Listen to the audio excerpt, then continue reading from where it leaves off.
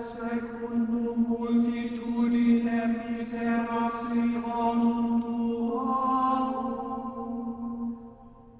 dele iniquitatem. My name is Andrew St. James, and the peace that St. Alphonse Liguori speaks about is a peace that can be acquired through a peaceful and good conscience. And this conscience is always good and peaceful whenever it is one with God, and only way that this can be achieved is through perfect contrition or through the sacrament of confession.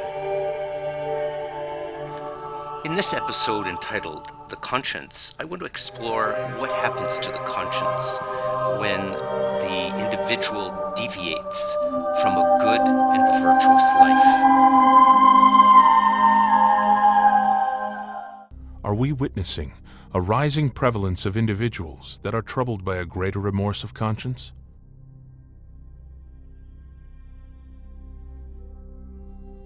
Claude de la Colombière, a 17th century French Jesuit priest, writes about the need to be in tune with the conscience, which many understand to be one of the main portals to a deep interior life.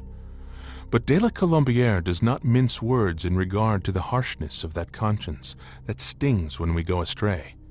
He writes, "I would not tell you that this conscience is a cruel torture, a pain that one should be unable to explain, that it is the worm of the mind, the poison of the heart, a ruthless torturer, a gloomy and dreadful night, a tempest, a storm, an internal and malicious fever, a combat that never ends. I content myself to say that it is the voice that never ceases to complain and to terrify us, a voice that stings by its reproaches and frightens by its threats, a troublesome voice, a baleful voice, a voice that forever places before our eyes our sins, the tortures that do for them, that exaggerates incessantly for us the enormity of the former and the harshness of the evil we have done, and to alarm us with the sight of the punishments we have earned."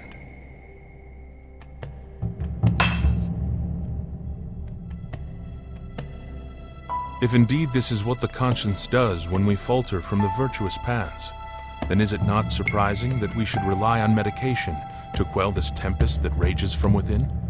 The question boils right down to, how badly have our individual and societal morals swayed from virtuous principles? Have we as a culture conducted ourselves in unbecoming and sinful ways?